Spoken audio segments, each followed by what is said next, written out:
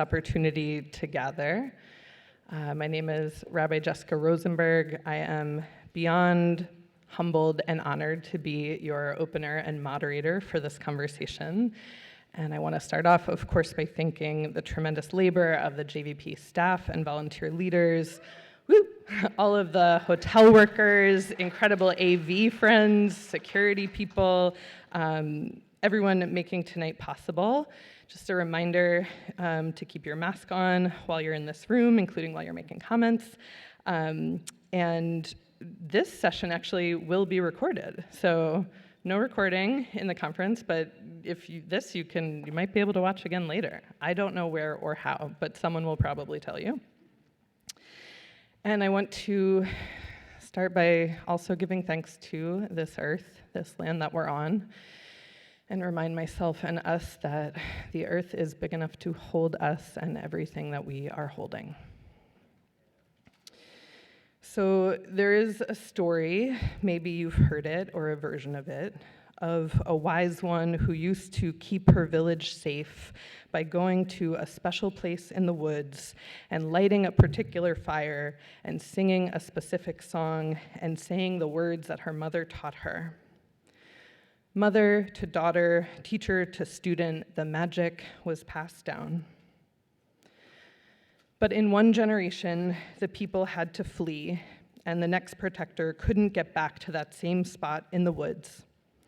She still lit the fire, she sang the song, she said the words, and she taught her daughter the song.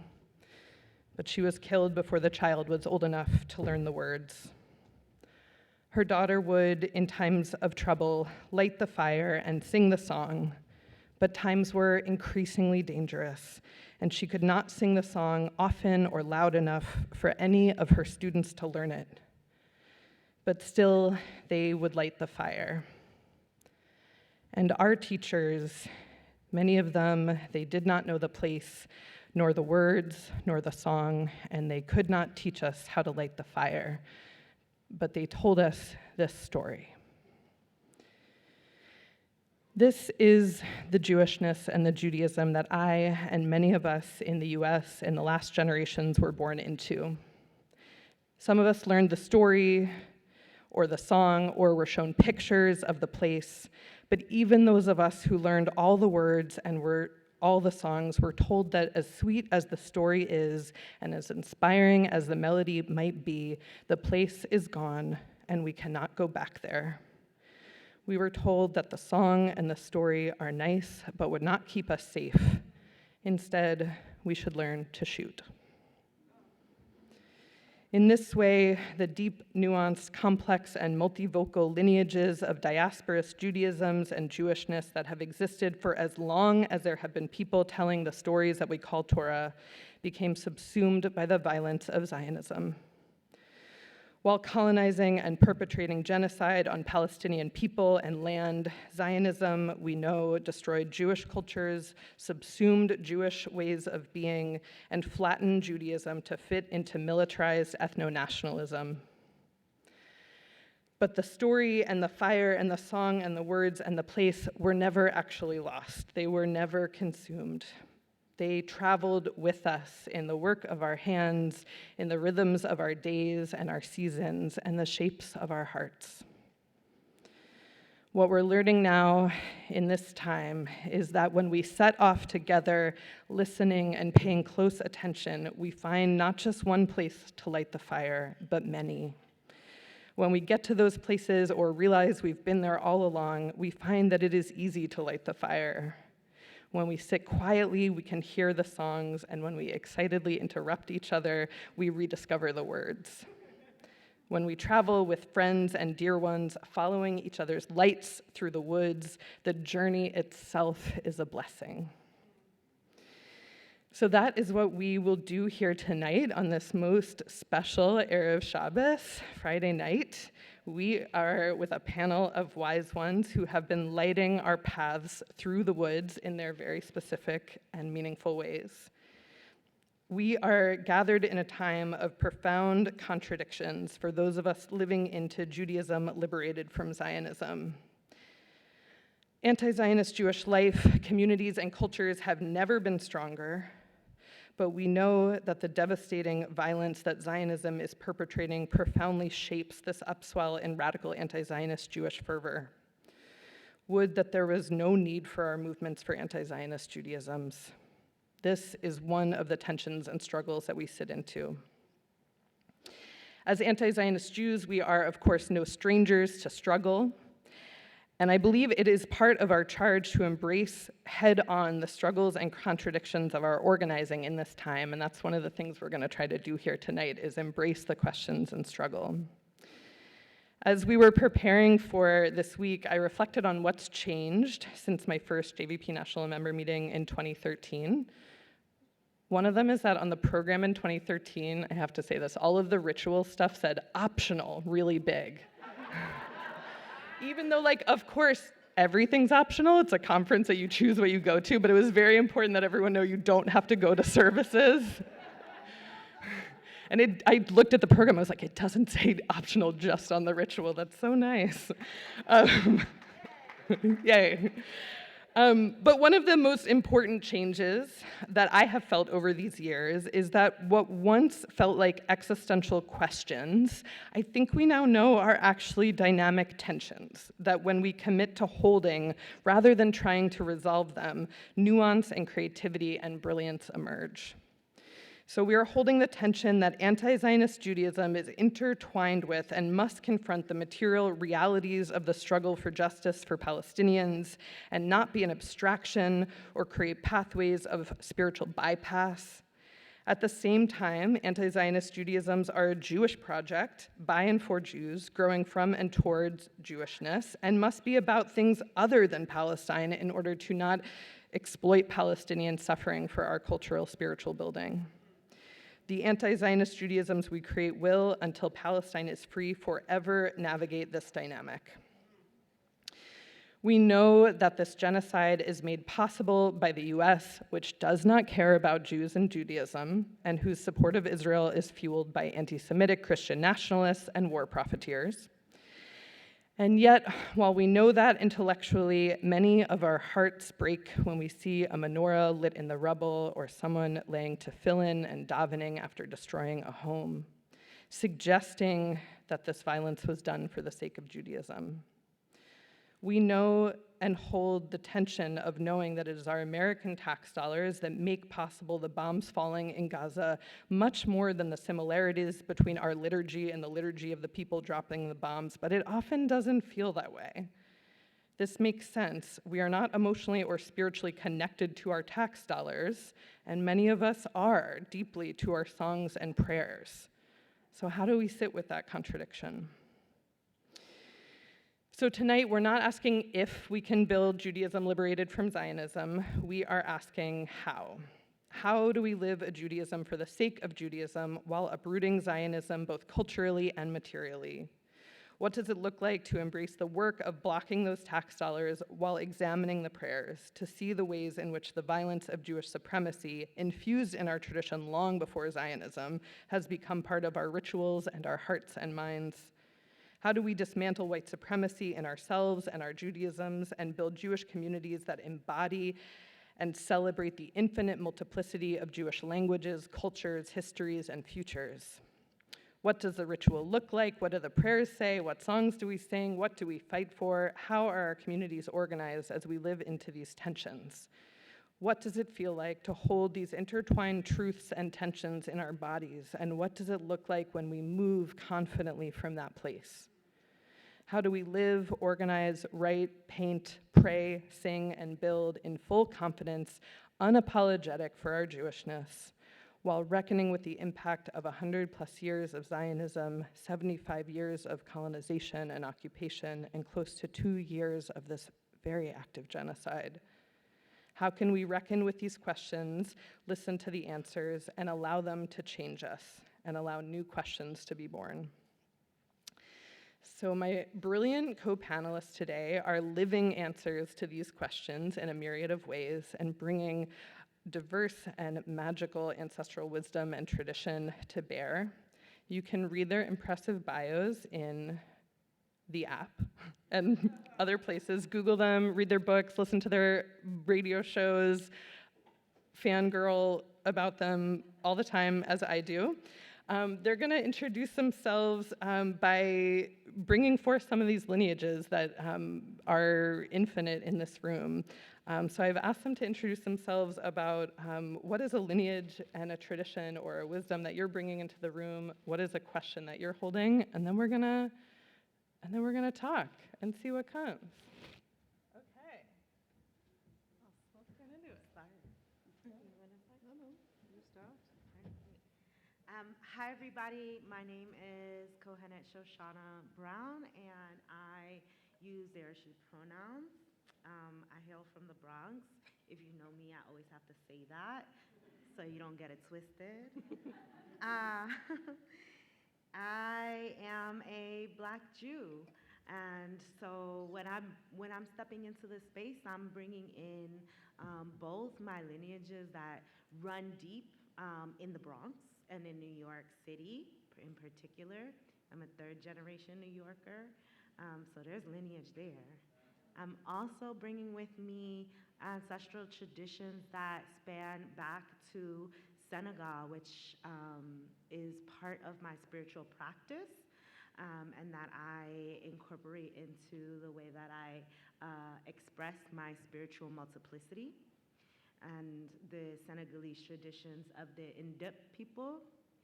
And I also embody my Judaism as a Kohenet and as someone that plays powerfully in the world as a Jewish person with lineage from the Russian Empire, but way back when borders are silly. We'll just skip that part.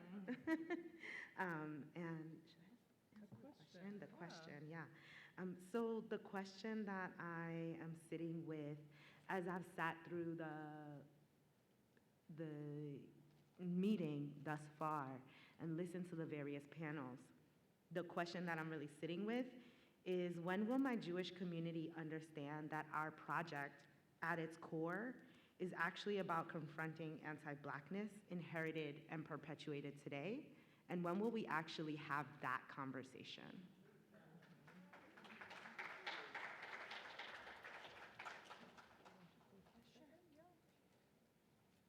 Hey, my name's Molly Crabapple. I'm an artist and writer from New York, and I've spent the last 5 years working on a book about the Jewish labor Bund. It's better than that. Now, when I talk about lineages, I am not a Jewish person whose Jewishness comes from the synagogue or from the Torah. I'm a Jewish person whose Jewishness comes from red flags and Marx, and the quest for the better and more beautiful world that I think many people's grandparents in this room embodied when they first came to New York and when they first came to this country. And I spent the last 5 years working on this book about the Bund because that is my lineage. My great-grandfather, a post-impressionist painter who taught my mother how to paint and thus taught me to paint by proxy, was a young revolutionary in the Pale of Settlement. And I discovered this because in the hundreds of paintings he did of his memories of that town, I found one of a woman with her waist corseted small and her hair like a Gibson girl in some dusty shtetl alleyway throwing a rock through a window. And her boyfriend was next to her with a bag of rocks because a lady should not carry her own rocks on date night. And it was titled Itka the Bundist Breaking Windows. I found this when I was maybe 19 or 20, and I thought, Itka Bundist, what's that? And so I spent the last 5 years learning Yiddish, traveling all over the former Pale of Settlement, including to Ukraine during the Russian invasion, reading all of the dusty books in the archives that I had always thought never existed, and trying to find out. I also am not just a Jewish woman, I'm a Puerto Rican woman. My father is Puerto Rican. And what he taught me as a Marxist, as an independentista, and as an anti-colonialist are things that I always bring to bear and are things that help me understand the Bund as they fought for their freedom and their dignity in the blood-soaked, beautiful, and violent streets of the former Pale of Settlement. Now, what question? I'm so much a child of New York City that I think it's always my frame. I hate the idea of the ethno-state. It's why I hate Zionism, one of many reasons. I hate the idea that the way that things are supposed to be is that we are all sorted out into our little boxes, but our little bits of soil that we get because of our special blood. I hate this. And my question is, how can we create a politics that is not based on this sort of blood-soaked ethno-nationalism that ruined the last century?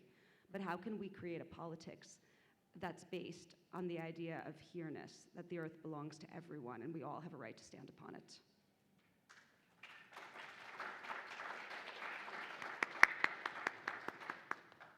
Wow. I don't know if it was wise to come last. Yeah, thank you. I mean, it's amazing, and thank you for the story with which you opened. I think that I belong to this wood, spiritually at least, where I heard some, of the tunes. Maybe I heard that there were some words, there was some fire, but I didn't know anything about it. So rather than, presenting my lineage as if it's natural for me, I would like to speak about the difficulties, actually, of tracing my lineages in plural. First of all, I am a Muslim Jew, and it took me many years to be able to say that, but it was the obvious for my ancestors. And it was obvious for my ancestors not as an identity, because identity is a colonial, category. My ancestors didn't wake up in the morning and ask themselves, who am I? Am I a Jew? Am I a Muslim? No, they did what they did, and what they did is very important. They were the jewelers of the Ummah, and the Ummah is the Islamic nation, and the Jews within the Maghreb and the Middle East occupied most of, the spots of jewelers, and they did a lot of craft. And at the beginning, it seems to me like something that is maybe secondary to what does it mean to be a Muslim Jew, what does it mean to be a Jew alongside Muslim cultures. But it took me time to understand that this idea that the Jews are the people of the book is a kind of propaganda. Not that I am not a person of the book, but I think that reducing us to this kind of disembodied, existence was part of a colonial and imperial project to deracinate the Jews from all over the world and to invent what, in the wake of World War II, Euro-American powers called the Judeo-Christian tradition that never existed.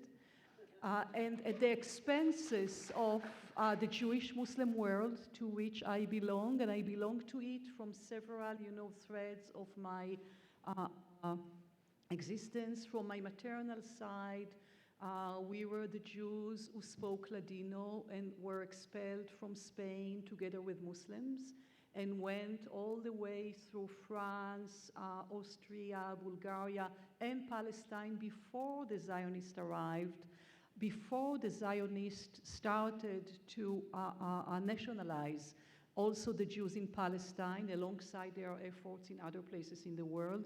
And from my paternal side, we are coming from Africa. We call it North Africa because this is also a colonial violence to separate North Africa from Africa, South Africa from Africa. But we came from Africa. We belong to Africa. And my family, I don't know, how much, of Berber and Arabness there is in them, but I know that the majority of the inhabitants of North Africa were Berbers.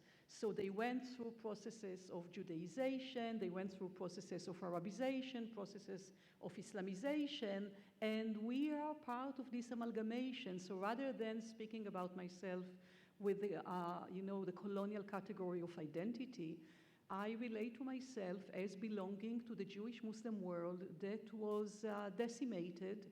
And as I care a lot for words, I don't want to describe it as begone, as if it is over, even though not so much was left of it, but enough for us to inhabit.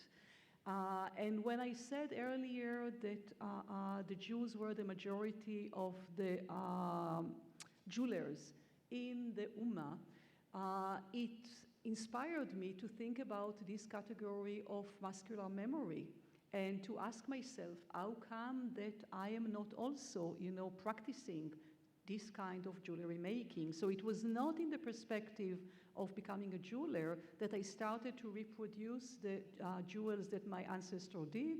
It was as an understanding that the colonial projects, the French colonization of North Africa and the Zionist colonization of Palestine, destroyed the craft. Not the craft as creating fancy objects, but the craft as this class of people that were the guardians of the world, making jewelry, working with silver, meaning, being in connection with the different elements, being in connection with the moon, with the sun, with the earth, with fire. And this is what the Jews did. They were the guardians of the material world. And I wrote a story called, Golden Threads for Children 6 to 12, exactly about this class that not only were the guardians of the world, but they went on strike in the beginning of the 20th century against the invasion of a machine to their workspace, to their life space in the Melach in Fez in Morocco. I'll probably come back to some of it later. Now I'll say something about, the question. So I think that the question that really preoccupies me is that, I think that as diverse Jews, we were colonized by different colonial projects. Zionism is, one of them, but it's not the only one. The others are modern art. Another one is modernization. Another one is technology. And I can go on and on and on. And all these, colonial projects that are associated with technologies created a world that seemed to us obvious. The fact that when I moved to the US 12 years ago or 13 years ago, everybody related to me as if I'm coming from Europe, as a European Jew. It was impossible for people to imagine that, first of all, a kind of species like me exist, that we are Muslim Jews. This is a category that they could not, understand. And they could not understand that there is life outside of Ashkenazi Jews. And this is because through several campaigns of violence, this new world order in the wake of World War II created a world where Jews live only in Christian countries. They destroyed the Jewish-Muslim world to a degree that not only the Jews were evacuated from it, but also their objects, their material culture, and to sustain the idea that the Jews are the people of the book. So they didn't leave any material imprint in places where they lived for thousands of years.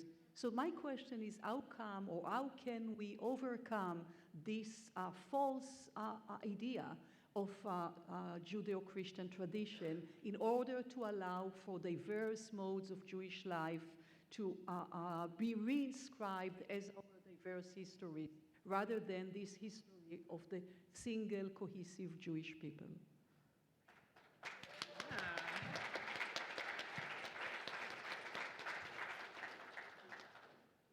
Yay. Such good questions. I really, sitting here, I'm also like, I would like to say something about my lineage that I'm bringing to this room, Yes, especially yes. because some of my lineage is sitting in the second row. I was raised by Reconstructionist Jews in the suburbs of Philadelphia, and with not much connection to anything older than that. And for a lot of years, I think I felt like I didn't have much to bring to a conversation like this because of how much was intentionally erased before. And because I'm a very weak language learner, and I can't, I went to Lithuania and didn't feel anything, and I was like, what do I do? And finally just started to own that the Jewish community that raised me, including some of our first Dyke rabbis, who raised me as a child and also taught me in rabbinical school. Rebecca and Linda are sitting here. And parents who were synagogue starters when that just meant come to our living room and we'll feed each other and we'll pray together. And that feels like such an important lineage to bring in, because that's where so much of our Jewishness is happening right now, especially in anti-Zionist communities.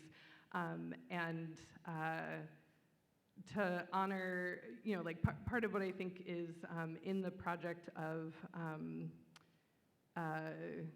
celebrating all the different strands of Jewishness that bring us together. One of those is what are the gifts that we've been given, and I want to honor that living room, the empowerment of the living room, that what we make there is as sacred as the most expensive built synagogue, and the prayer books that we staple together and print off at the library guide us as beautifully as anything bound from any pseudonym publisher.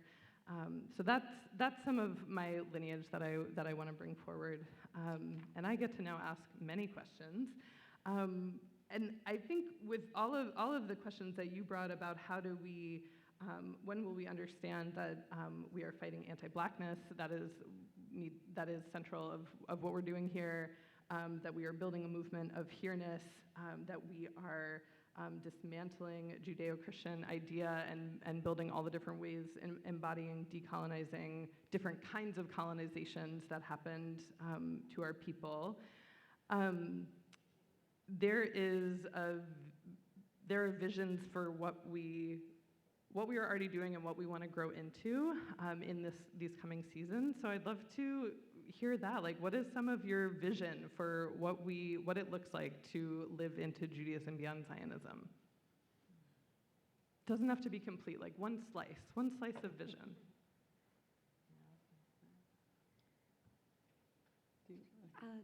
So I didn't really grow up celebrating a lot of holidays, and I only started doing seders as an adult.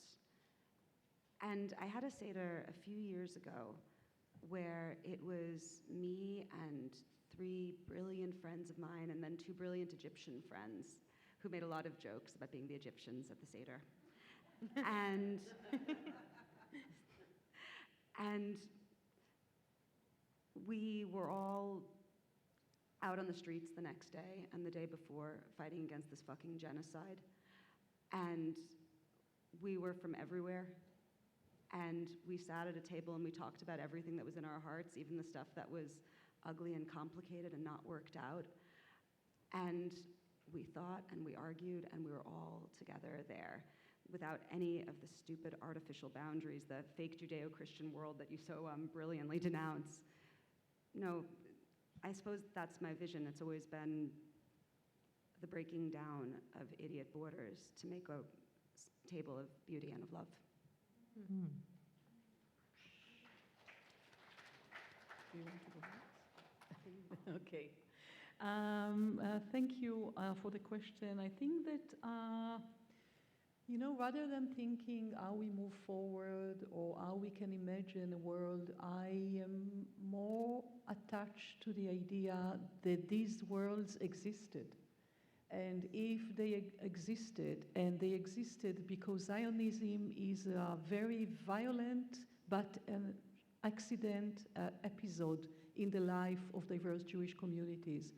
So we have so much to draw on, but given the fact that there is an organized amnesia that used various means to erase our memories, and not only to erase our memories, to replace our memories with memories and histories that were never ours, I think that what is required, and the way that I see it being possible, is to unlearn those histories, to unlearn those memories. What seems very personal is not necessarily very personal, is part of the memories that empires, in all its facets, implanted in our minds. And I think that abandoning Zionism seems to me very easy. Once you understand that Zionism is a settler colonial project, is a genocidal regime, it's relatively easy to abandon it. The question is how we bring a moment where Zionism will leave Palestinians and us to live our lives. So I think that this is also part of the thing that I would like to reverse in this temporality. And maybe the last thing that I'll say is that there were so many different modes of life without Zionism, and so many practices. Among them, for example, as I'm focusing on jewelry making, many of them go back to different moments in our diverse histories. And in all these different moments in our diverse histories, we were not part of this amalgamated Jewish people. So the question is also how to reinscribe our lives in those diverse histories in a way to undo the cohesiveness of the Jewish people, the cohesiveness of American Jewry, the cohesiveness of everything that European imperialism invented for us as a way to solve, with quotation mark, the Jewish question or the Jewish problem that they invented. So when you ask me how we can, build the world apart from Zionism, is reclaiming our histories. But I think that many of us in this room and many of us who are anti-Zionist believe that we cannot only be anti-Zionist. We must reclaim our traditions in order not to be limited by Zionism and in order to introduce this distance between us and Zionism. Beautiful. Yeah, and I want to lift up part of what Ariela's work does is follows the strand of you don't have to know every word. You don't you I don't know if you want to speak a little bit about body memory and getting to reclaim those histories from not just what we learn in books, but what are in our hands. Yeah, but maybe... Okay, we'll get to it. Yeah. Shoshana, do you want to take the vision question? Yeah, and I think there's a preface here. Great. And so before we talk about what a vision is for what we are building, I want to say firstly that we must commit to having a vision if we believe that we're going to win. There's no possibility of winning if we cannot imagine what it looks like on the other side. If we cannot imagine ourselves as Jewish after Palestine is free, then what is this? What actually is this movement that we're part of? So that's one that I just always have to start with. And the other piece of that is that to create vision and to have possibility means first to empty out all of the nonsense that we are holding within our bodies and minds, okay? All of the garbage that we have been fed, that we have intaken from Zionism and white supremacy and capitalism and patriarchy and Christian supremacy and all the systems of oppression that have filled our bodies our entire lives. There is no space actually to do the visioning until we can begin to empty that out and actually deal with it and confront it and to heal from it. And so, if we want to talk about a vision of what it looks like to build a Judaism beyond Zionism, well, we have to start with talking about healing from white supremacy and talking about healing from living under Christian supremacy. We have to talk about what it means to live under capitalism and how that has deeply impacted who we think we are. It has shaped the very core of your individual identity, let alone our group identity. So we actually have to confront the anti-Blackness that is within the Jewish community to begin to understand. We have to confront what it is that we're scared of and why we are not in deep relationship with communities across the world, with communities in Nigeria, with communities in Uganda. That why when I go to these communities, Zionism is so embedded. Why? Because Zionists and white supremacists, they understand diversity. Oh, you think they're talking smack about diversity? No. They're building a multiracial coalition. They're investing. And we're not. We're not doing that work. So that's why I say, what does it take to have the conversation? What does it take to heal? And there's so many people here at this conference that we're in relationship with. Wes Summerson and Saket Klasker and Michi and so many powerful people that are doing the healing work. And that is part of when you say the people of the book and this disembodied practice. We want to sit here and have conversations about anti-Zionism and have conversations about beyond that. But we have to start with looking at the inside and doing the somatics and understanding what comes up for us around anti-Blackness in this space. What allows our politics to say, well, I support Palestinian liberation, so obviously I'm anti-racist. Is it obvious? I'm sorry, is it? I don't know. So for me, those things need to be addressed, and then there's space for us to dream. And I feel that I'm in that dreaming with people who I know and trust are actively doing that work. And those are the only people that I want to be dreaming into the future with. Mm-hmm. This is can I say, like, support the work of the Black Jewish Liberation Collective? Like, what Shoshana's saying about, like, investing in our community's diversity, that's not a metaphor. That is, like, literally support. There are organizations and people to learn from and invest in, and thank you so much for bringing that wisdom here.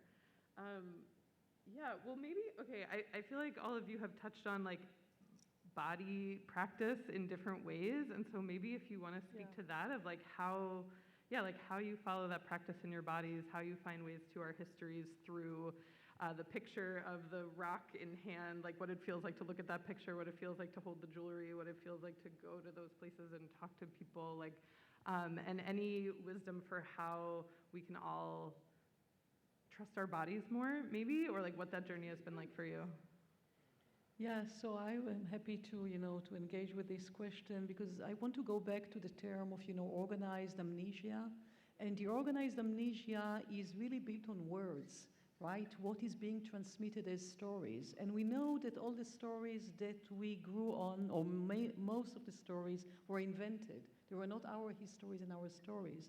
And when I'm thinking about my father, that decided, like, many other, parents decide at a certain moment to give their children a different possibilities or different future, and to shut the doors about, on different worlds to which they belonged, and to interiorize the colonial gaze on them.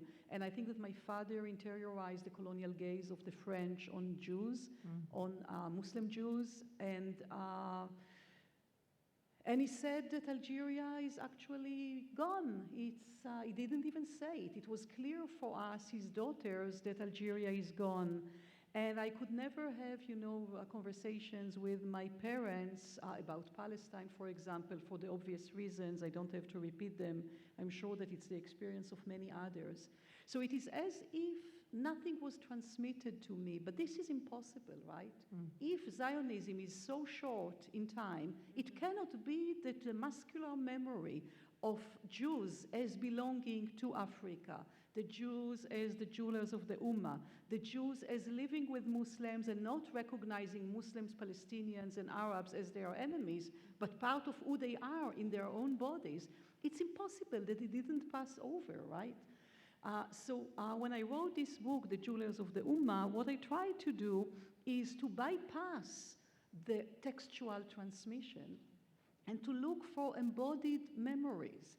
And it became very clear, if I hate so much the state and the state apparatuses, it came from my father. My father, with whom I could not hold a political conversation more than 3 minutes, he transmitted to me the hate for the state. Where did he bring it from? He brought it from Algeria.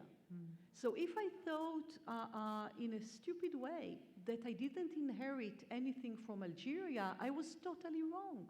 I inherited my father's hate toward the state, and the state is colonial.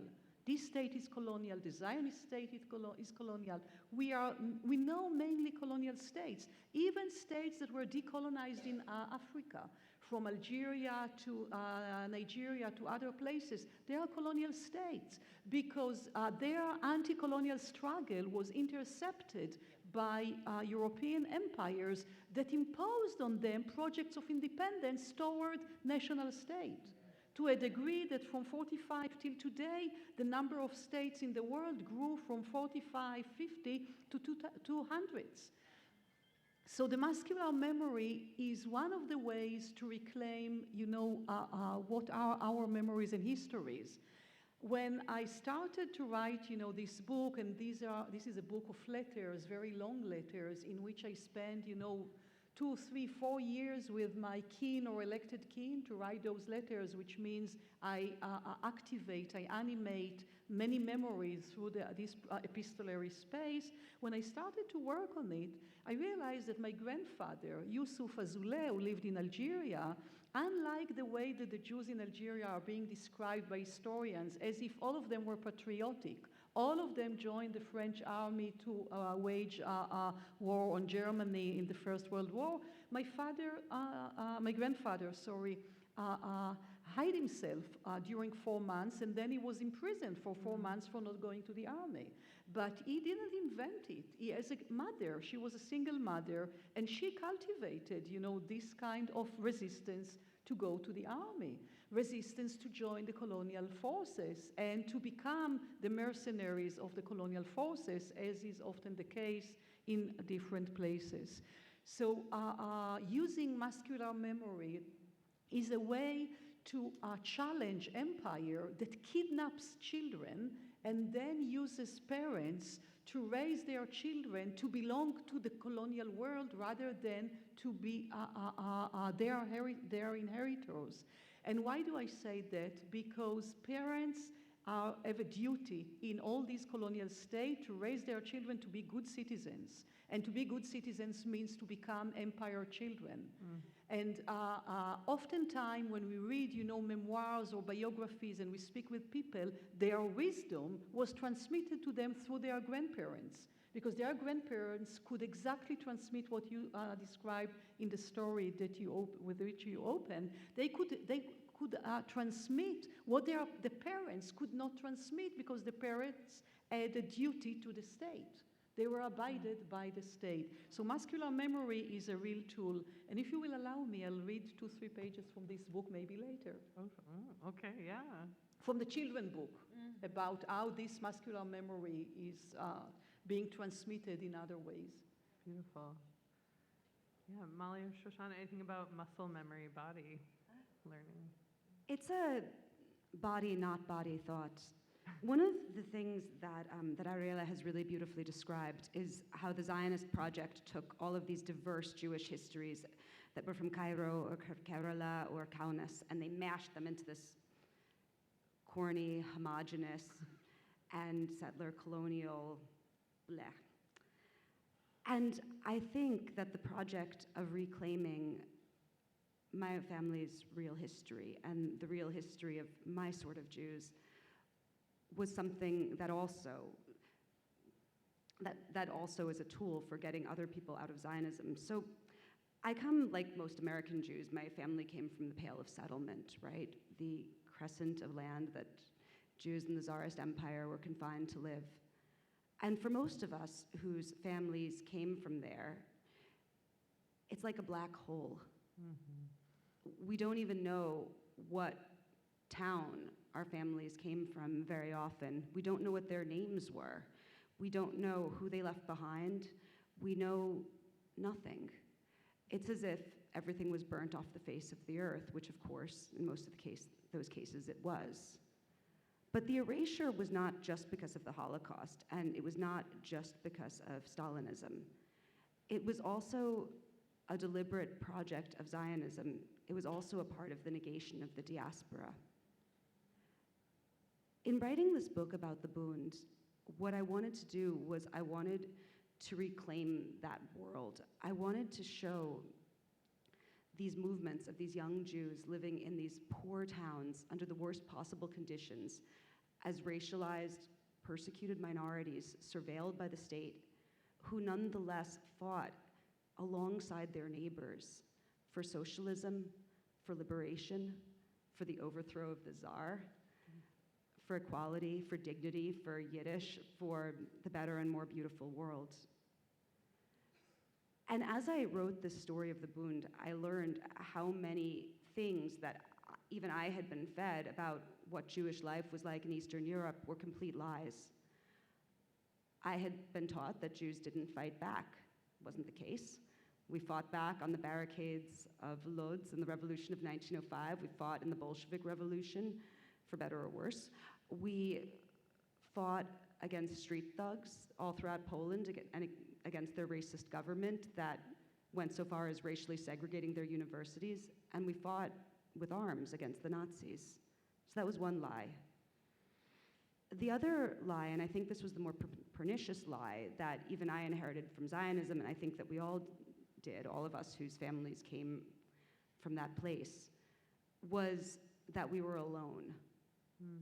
One of the things that Zionism says, and I think that they say it about all Jewish communities, whether they're Jewish communities in Algeria or in Lithuania, is they say that we were always persecuted and we were always hated and we had no friends and we had no comrades, that we were alone. And this wasn't true. The left did fight alongside Jews. And one of the works of reclamation that I did was to write about the Polish Socialist Party, which was the Bund's sister party in interwar Poland, who fought pogroms with them, who marched on the streets with them, who hid their children, who got them fake documents, who taught them how to make bombs. And I think that reclaiming those histories of solidarity, however fraught, however fucked, however fragile, however tenuous that solidarity was, is one of the most important things that we can do if we're to get out of this narrative where Jews are eternal victims and we see the whole world as forever against us and we see ourselves as like in some nuclear-armed bunker.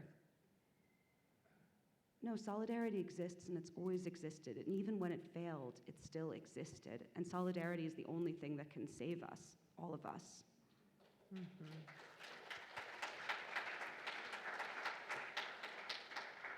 And in terms of embodied experiences, I am not an academic by training, and so because of that, I think that I have a visceral reaction to archival material that maybe a lot of academics are jaded towards because they spend so much time with it, but it's new for me.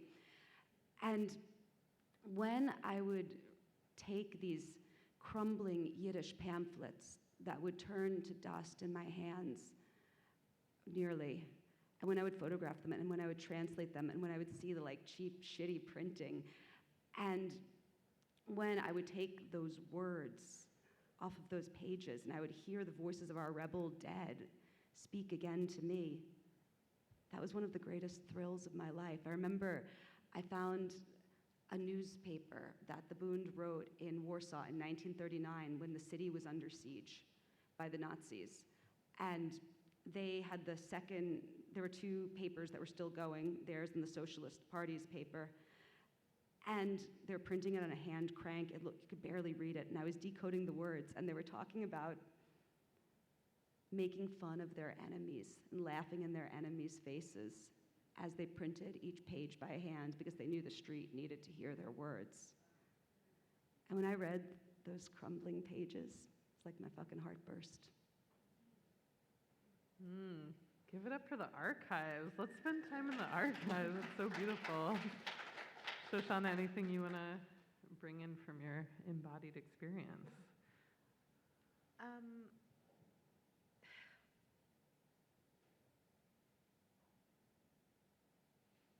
think what I want to say is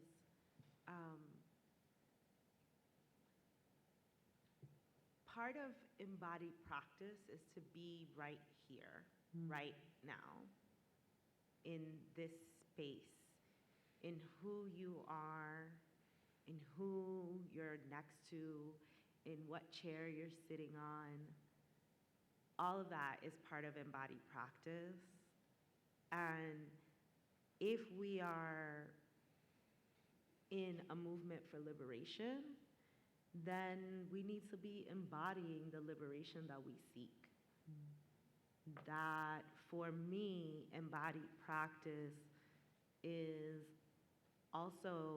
so many things, but particularly what I want to say right now is that a liberation is not a destination. I act as if it's happening right here, right now. Because one thing that is true about how we understand time is that it's actually not linear. It doesn't go from there to here. We're not going to liberation. That if you can lean into considering time as a spiral, and that we are consistently returning to the same point, then like right now we are in the future liberated, and that is actually happening right now, and we must be embodying that to get there.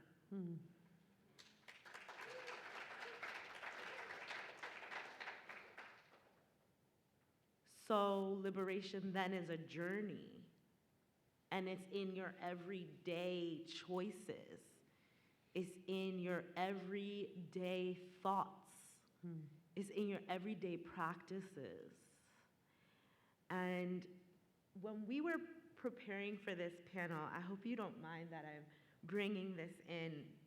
When we were preparing for the panel, we had a good conversation because I'm a Kohenet and Jessica's a rabbi, and we've been in this dialogue about like Judaism for what, and I'm very clear, I'm like Judaism for Shekhinah. If you're not on board with that, like, I don't know, like we might have to duke it out, it's fine.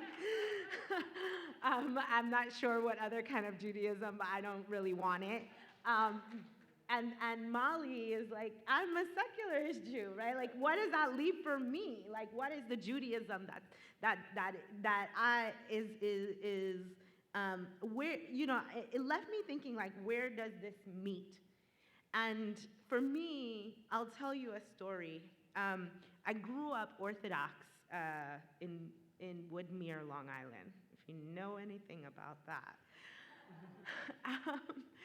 And my grandmother was the seamstress of the community. And every Shabbos, around 9:30, 10, she would go stand at the door, behind the, rain door, but at the door, and she would just stand, or she would sit in the window if it was cold, and she would just stare out. And they'd be like, what are you looking at? And she's like, I love the parade. Oh, the Jews are going to shul. I love it. It's the parade of Jews. I have to watch the parade. If you want to stand outside of the ballroom at about 8 o'clock tonight, you can watch the parade of, we'll have one here tonight. And it made me think that when I think about embodying our Jewish practice and the many ways in which we express our Judaism, that much like that parade to synagogue, I might say a march to synagogue, could also be a march on the state capitol. And that embodied practice of moving together as a collective is the embodiment of how we can find a Judaism beyond Zionism that fits all of us. Beautiful. Okay, so I'm going to take that into. Just for a moment, sorry. From the access team, we do just need to make a quick announcement to everybody. We have noticed some folks indoors with JVP not wearing our masks, our N95. Everybody does need to wear an N95 at all times. Surgical masks and cloth masks are not sufficient. We have plenty of extra free ones at the access table. If you have any disabilities that require you not to wear a mask, please let us know so we can give you an indicator of that and we won't bother you. But otherwise, please do wear it at all times inside the building. Thank you, and sorry for the interruption. All good. Thank you, access team friends. Yay.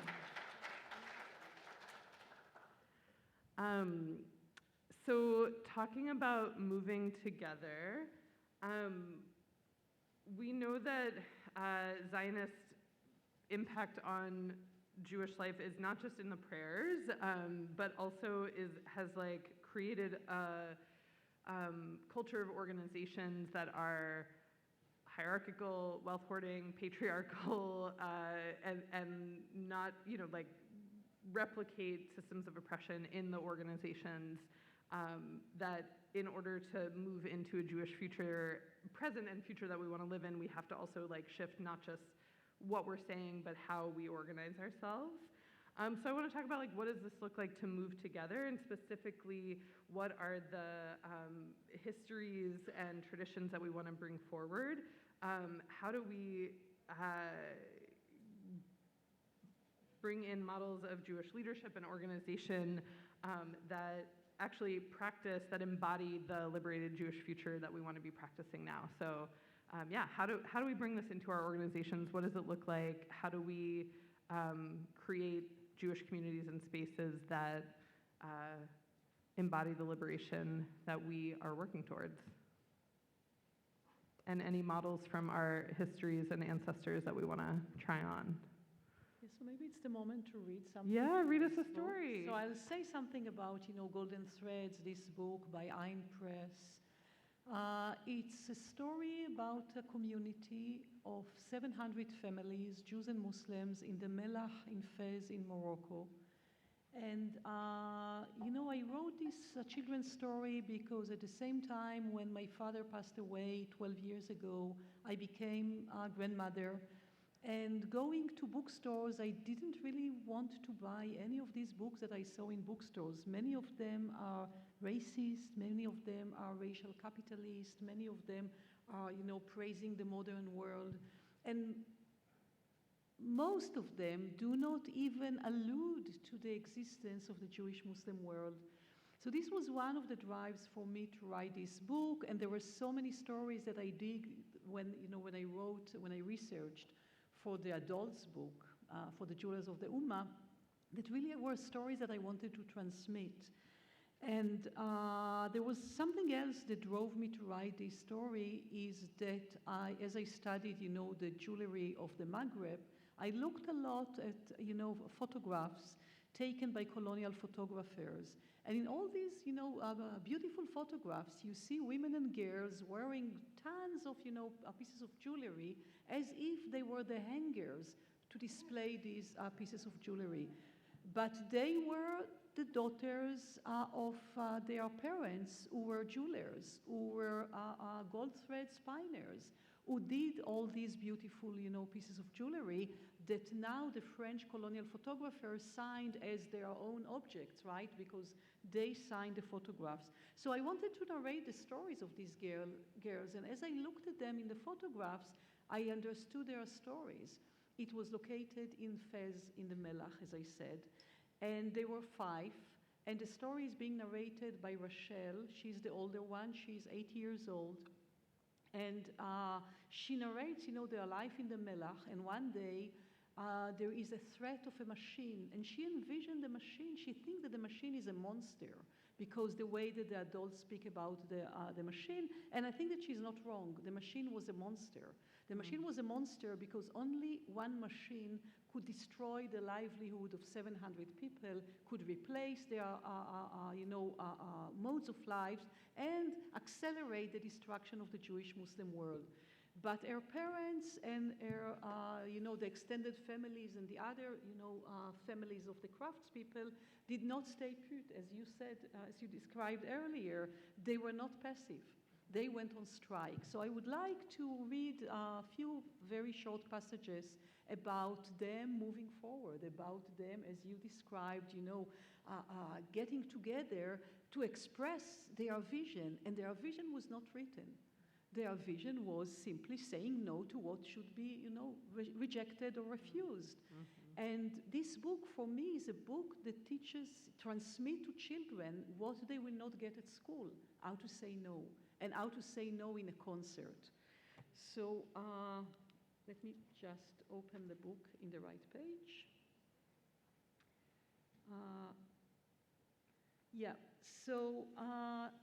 Rachel describes, in the center of the square, a large and crowded group of people stood in a circle, and I could only see their backs. When I got closer, I realized the dead was speaking in the middle of the circle. Everyone was silent as they listened to him. I never heard him speak like this.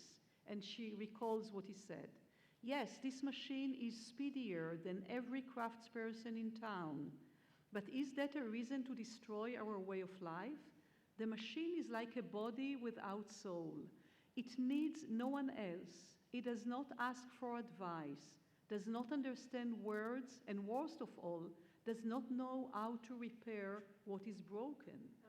Every piece with something wrong is thrown in the trash, and everything always needs to be new. And I'm skipping a few pages, and I move to the chapter on the strike. When Dad left the crowd and began to walk toward us, I saw him wiping away tears from his eyes. Mom embraced him. Yusuf, look around us. We are not alone. We are not alone. She told him, everyone is here, the goldsmiths, the spiners, the seamstresses, the metalsmiths, and the bookbinders. Everyone is standing together, even the tailors and the saddle makers. Camille is one of the group of the girls. Camille's ears perked up. She sprang to her feet, pulled my hand, and said, Rachel, come with me. I got up and pulled Aisha, who pulled Fortuné, who pulled little Simcha, who pulled her special white rag doll along with her. We were all running in a row. Mom joined us and led the way. She told everyone we passed what had happened and what was about to happen.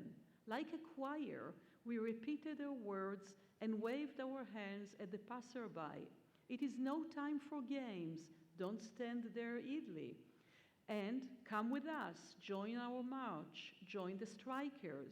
In a choir, we asked Mom, what is a strike? As we continued to walk, Mom replied, a strike is when we stop working, band together in search of justice, and struggle to protect the value of our skilled work against those who threaten to take advantage of it. The square started looking as beautiful to me as it did in Sukkot, when we ran in circles around the Torah. All the people who normally sat at their workbenches were now on their feet, holding on their tools. They marched toward the house of the rabbi and his wife. When we arrived at his house, the rabbi was already standing outside with a letter addressed to the government and the Sultan, the head of the kingdom. And the Sultan said, destroy the machine. And the machine was destroyed, was sent back to Germany from where it came. Few years passed, and another machine was introduced to the Melach, and they went on strike, and the machine was sent back that time to France. And few years later, another machine was sent, and you know the end of the story, even without me telling it to you. Modernization took over. So I think that, what I take from this story is that we have to say no to what they, market for us as AI, because what AI seeks to do is to make us disposable and to be there in the now and in the here, and to take decision in our place instead of us. So this is a story about saying no, and this is how we have to move forward, to say no on so many levels and together. Beautiful. That moved me so much. I was getting chills. When I was hearing that story, it brought to mind a wonderful book I read by my friend Brian Merchant called Blood in the Machine, which is a history of the Luddite movement in England. And as I'm sure a lot of you guys know, the Luddite movement was not a bunch of dumb people who didn't understand machines. The Luddite movement was skilled craft people who saw what those machines meant, the destruction of their life. And the Luddite movement was not crushed because the machines were better and nicer.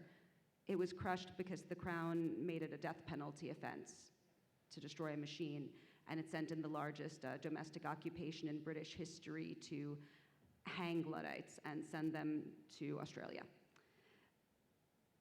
We have to resist what Naomi Klein calls the end times fascism, this acceleration of climate catastrophe, of technology whose goal is to colonize the most intimate corners of our lives and our very imaginations, to de-skill us so much that we can't even imagine making a song or a picture without the help of some corporate bot. We have to fight in the real physical world. The term conspiracy, the term conspire, it comes from the words to breathe together, to be in the same space. We need to build a culture, and people are building it. They're building it right now. I'm so proud of my New York City DSA comrades, for instance, where the left is a left of unions and of pickets, but it's also a left of playing soccer in the park and dancing salsa all night together, and of the hottest, most charismatic mayoral candidate ever, Zohran Mamdani. Very handsome. Yeah. A left that fights on every single front, from the ones of refusal and sabotage to the ones of beauty and of style and of love.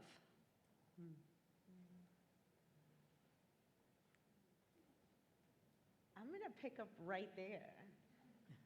Like, beauty and fun. Like, we have to be fun.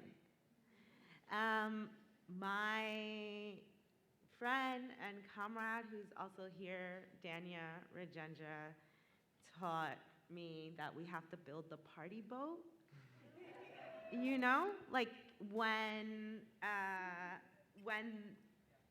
the ship is sinking and you gotta get everybody onto the lifeboat, you don't just say, oh my God, the ship is sinking, and everybody panics. You just go, oh my God, psst, there's a party happening over there. Better boat. And then everybody goes, right? This is old wisdom, right? In the Black liberation movement, it's been years that we've been saying, make our movements irresistible. Create beauty, create joy, have fun, right? And also be unapologetically Jewish. It's time to put down the shame. It's time to put down the guilt. It's time to be unapologetically Jewish and live into the world as who we are. Because while Woodmere did it for my grandma, it pushed me out of Judaism. And they can't have my Judaism. They can't have it. I own my Judaism. I own my relationship with Hashem, with Shekhinah. I own my relationship with my community. I own my identity. And we have to do that. That's how we do it. And also, we're going to say about like building spaces and having spaces. And I feel like it really ties into a lot of what you shared, Ariella, which is this thing that we are, the erasure, right? Especially in this moment, in the technological revolution where everything is a Google Doc. And it's not even a Google Doc anymore. It's some kind of floating page. Everything is set to messages disappearing in 4 weeks. Everything is, you know, it is erasing our trace of existence. It is erasing traces of our resistance. So how do we then build out a Judaism and a future that leaves traces for 7 generations forward, that can look back and see the pictures that you pulled from, and that can look back and say, there were these archives, look, I can find this story. Google Docs is not an archive. It is owned by the people who want to destroy us. And while it's important to use the tools that we have, I'm not a Luddite. I also think we should be informed. If you want to be a Luddite, like, great, and do it like as informed, not as like, I just don't like technology, but have an analysis. And that's with everything. Like, know what you're saying no to. If you're not choosing to participate in something, understand what that something is. Make an informed choice rather than a choice from trauma. And leave traces of joy and resistance and community building. Create plates, go to the market and buy all the little cozy kiddush cups and the candle holders and all of the things, because those things get buried and not destroyed, and they can be dug up and found. And somebody can go, oh my gosh, this kiddush cup says doikite. What does that mean? Leave traces. Yeah, so beautiful an invitation. We have time for, I think, like a closing question, and I'm gonna, of course, try to like smush 2 questions that I have into one, and you can do with it what you will. But I want to end with, I want to, like, bring us into this day and this space we're in at JVP National Member Meeting, and in this moment of fighting genocide as a Jewish community, as many Jewish communities, as part of a global movement in solidarity with Palestine. We talked about this question about what can Jewishness offer the left and offer our movements. As Shoshana was talking about, like, so many of us come into this moment or pass through like so much shame and guilt that sometimes gets us like to the march, but I don't find actually like can sustain us over the years and decades that, God willing, is our lives and our lives in movements.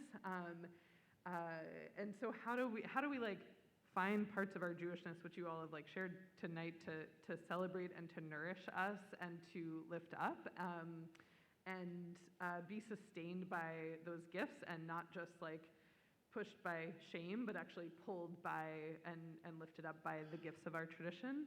So I'm wondering if you want to leave us with what is something that Jewishness, Judaism, Jewish histories has to offer our movements for justice in Palestine, for liberated Judaism.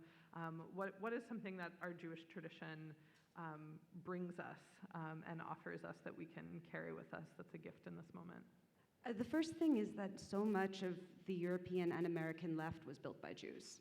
just full stop. From Marx and Lassalle to Rosa Luxemburg to Howard Zinn. I mean, there's too many. I could waste all the time here talking about that. But when the rabbi asked this on our pre-panel call, I thought about it and I said, what Judaism can bring to the left, or Jewishness can bring to the left now, that the left is sorely lacking in, is the ability to disagree. The ability to ferociously argue with each other and rigorously argue with each other and take each other's ideas down without expelling each other. That's something the left is so lacking in right now. Across time and space. But across time and space, but especially now, I think social media has made it worse, which I don't think is not deliberate by the people who made social media.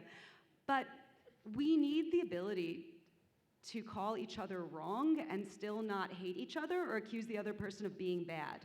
We need the ability to disagree with each other and debate things, and as opposed to just siloing people into categories of goodies and baddies and kicking them out of the room, because we will never grow anything like that. So that's what I think Jewishness gives us.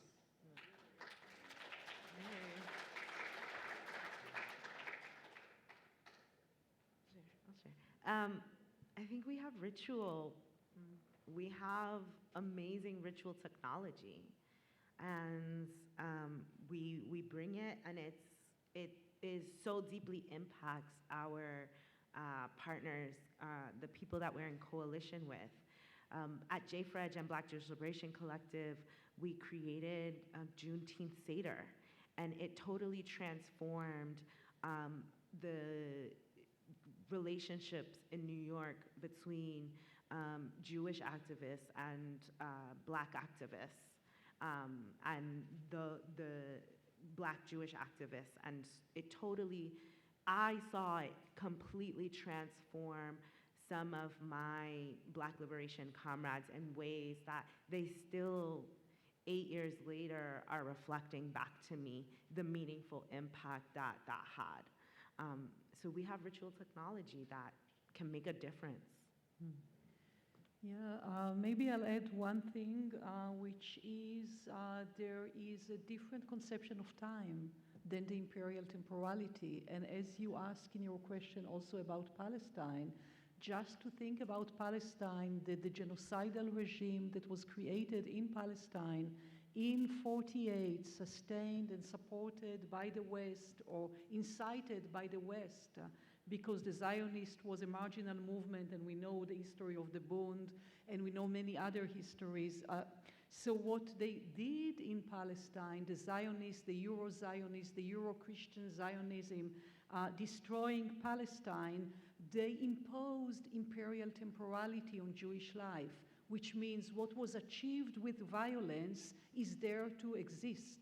And I think that different, modes of thinking Jewishly teach us that there are other temporalities, and what was achieved with violence should be reversed, or could be reversed, or ought to be reversed. And when they destroyed Palestine, they relegated Palestine either to a sphere of enmity, Palestinians were never enemies of the Jews, or into the sphere of the past, because empire, imperial temporality, invented the past as a separated tense from the other tenses, right? Mm-hmm. As if things, that were achieved with violence belong to the past, and on them we have to build the future. And I think that what Jewish thinking can gave us from ever, is the understanding that what was achieved with violence should be repaired, tikkun olam, rather than being there assumed to be part of our world as other things are part of our worlds. So rather than assuming that Palestine is the past of Israel, we have to aspire the dismantling of genocidal state apparatuses that hold Palestine and Jews all over the world captive of the Euro-Zionist imperial project.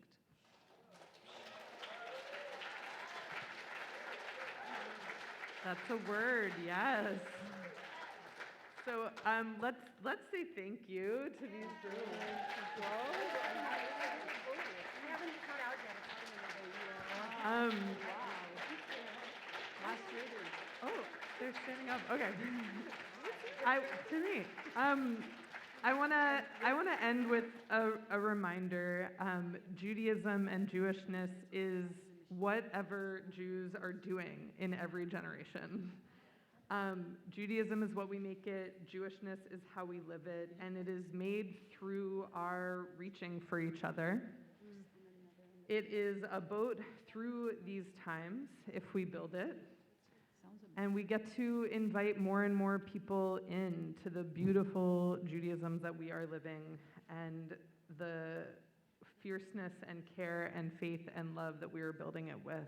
So thank you so much for everything that you are doing, for everything that you're living, for being here.